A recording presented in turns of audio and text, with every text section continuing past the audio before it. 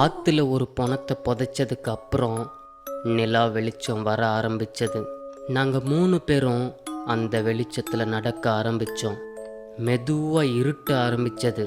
அந்த ராத்திரி நேரத்தில் நாங்கள் யாருமே எதுவுமே பேசாமல் மையான அமைதியாக நடந்து போயிட்டு இருந்தோம். அந்த இருளே எங்களை முழுங்குற மாதிரி இருந்துச்சு. இங்கேருந்து எங்களால் நடந்தே கிண்டிக்கு போக முடியாது. வழியில் எங்கேயாச்சும் தங்கலான்னு தோணுச்சு. அப்போதான் வழியில் ஒரு வீட்டை பார்த்தோம். இவங்க கிட்ட உதவி கேட்கலான்னு கூப்பிட்டோம். சுவாமி, யார் உள்ள? இன்னைக்கு ராத்திரி தங்க இடம் கிடைக்குமா? கிடைக்கும், ஆனால் ஒன்று, நீங்கள் எங்கேருந்து வரீங்க? உண்மையை சொல்லுங்க, அப்போதான் என்னால் உங்களை 7ஆம் நம்பர் வீட்டில் தங்க வைக்க முடியும். அது என்னோட ஹோட்டல் தான், பயப்பட வேணாம். நாங்கள் டி நகரில் வாழ்கிறோம். அண்ணே, 7ஆம் நம்பர் வீடு வேணாம்ண்ணே. டேய் சுமாரா ஐயா, நம்ம போகலாம் ஐயா. நம்ம ஏரியா டிமாண்டி காலனின்னு சொன்னால் பயந்துருவான்னு நினச்சிட்டு தான் டி நகர்னு போய் சொன்னோம். அவர் எங்களை அந்த 7ஆம் நம்பர் வீட்டுக்கு கூட்டிகிட்டு போனார். ஹோட்டல்னு சொன்னார், ஆனால் அதுக்கான எந்த தடயமுமே தெரில. ஆனால் அதை பற்றி எதுவுமே யோசிக்காமல் நடந்து வந்த களைப்பில் மற்ற 2 பேரும் உடனே தூங்கிட்டாங்க. ஆனால் எனக்கு மட்டும் தூக்கமே வரல. ஏன்னா 7ஆம் நம்பர் வீட்டை பற்றி எங்கள் அப்பா நிறைய கதை சொல்லியிருக்காரு. அந்த வீட்டில் ரோகிணி அப்படின்னு ஒரு பொண்ணோட சமாதி இருக்குன்னும், அதை புதைக்காம வெறுமனே வெளியே தான் இருக்குன்னு சொல்லியிருக்காரு. அது எப்படி வெளியே இருக்கும்? என் மண்டைக்குள்ளே இந்த கேள்வி ஓடிட்டே இருந்துச்சு. ஆனால் அதுக்கான பதில் எங்கள் அப்பாவுக்கும் தெரியாதுன்னு சொன்னார்.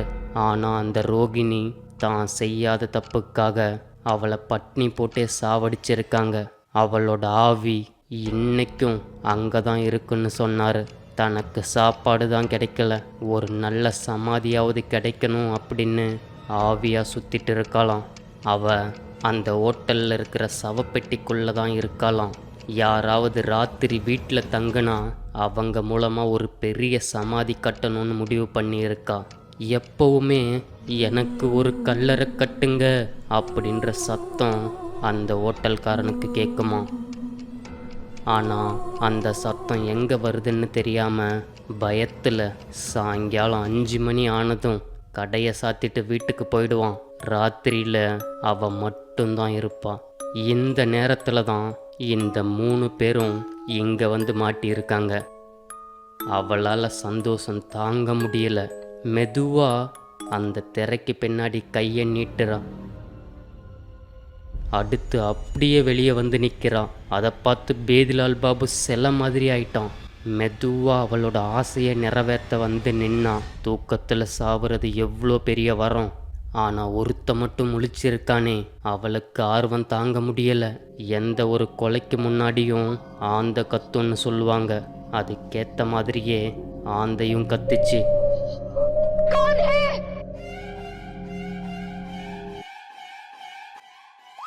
அடி மேலே அடி வச்சு தூங்கிட்டு இருந்தவன் பக்கம் போனான்.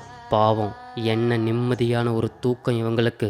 முழிச்சிட்டு இருக்கிறவன் கத்துறதுக்குள்ள இவங்களோட கதையை முடிக்கணும். ஆள் பக்கம் வந்து நின்னான். அவன் அடுத்து மூச்சு விடுறதுக்குள்ள தலையை ஒரு திருகுனான். அவங்காளி அப்படியே அடுத்து தூங்கிட்டு இருந்தவங்கிட்ட போனான். பக்கத்தில் ஒருத்தன் செத்தது கூட தெரியாமல் இவ்வளோ நிம்மதியாக தூங்குறான். இன்னொருத்தன் முழு சிலையாவே மாறிட்டான். அவனுக்கும் அதே திருகு, அவனும் காலி. 2 பேரும் செத்ததுக்கு அடுத்து நான் தான் அப்படின்னு பேதிலால் பாபுவுக்கு தோணுச்சு. அப்போதான் முழிப்பு தட்டின மாதிரி இருந்துச்சு. என்ன ஒன்றும் பண்ணிடாத அப்படின்னு அங்கேருந்து ஓட ஆரம்பித்தான். தலை தெறிக்க ஓட ஆரம்பித்தான். போகிற வழியில் இருந்த வீடு எல்லாம் மயானமாக தெரிஞ்சது. இந்த ஊரை விட்டே நம்ம ஓடிடணும்னு நினச்சான். ரொம்ப தூரம் ஓடிட்டான். இனி அந்த பேய் இங்கே வராது அப்படின்னு ஒரு மரத்துக்கு பக்கத்தில் போய் நிற்கிறான். இதுவரை அவனுக்கு இவ்வளோ மூச்சு வாங்கினது இல்லை.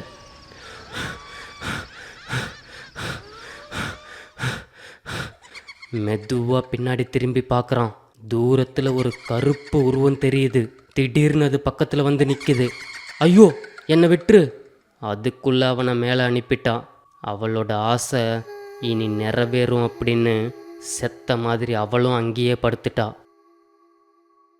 பொழுது விடிஞ்சது. காலையில் பக்கத்து ஊருக்கு போன பால்காரன் இந்த பொணத்தை பார்த்து அலறி ஊருக்குள்ளே வந்து விஷயத்த சொன்னான். ஊர் எஜமா அவங்க செத்ததுக்கான காரணம் யாருக்கும் தெரியாததுனால அவங்கள எரிக்கலாமா புதைக்கலாமான்னு கேட்குறாரு. அடுத்து அவங்க செத்து போன ஹோட்டலுக்கு போய் பார்க்குறாங்க. ஹோட்டல்காரனுக்கு விஷயம் தெரியும். நேற்று ராத்திரி அவங்க ஹோட்டலில் தான் தங்குனாங்க அப்படின்னு சொன்னான். இனி இந்த ஹோட்டலில் யார் சாப்பிட வருவாங்க? அடுத்து இந்த ஹோட்டலை என்னால் கண்டிப்பாக நடத்த முடியாது. அதை மனசுக்குள்ளே வச்சுட்டு உண்மையை மறைச்சிட்டான். சரி, உண்மையான காரணம் என்னான்னு அவன் கண்டுபிடிக்க ஆரம்பித்தான். செத்துப்போன எல்லாரோட கழுத்துலையும் தொண்டையிலையும் கீறின வடு தெரிஞ்சது.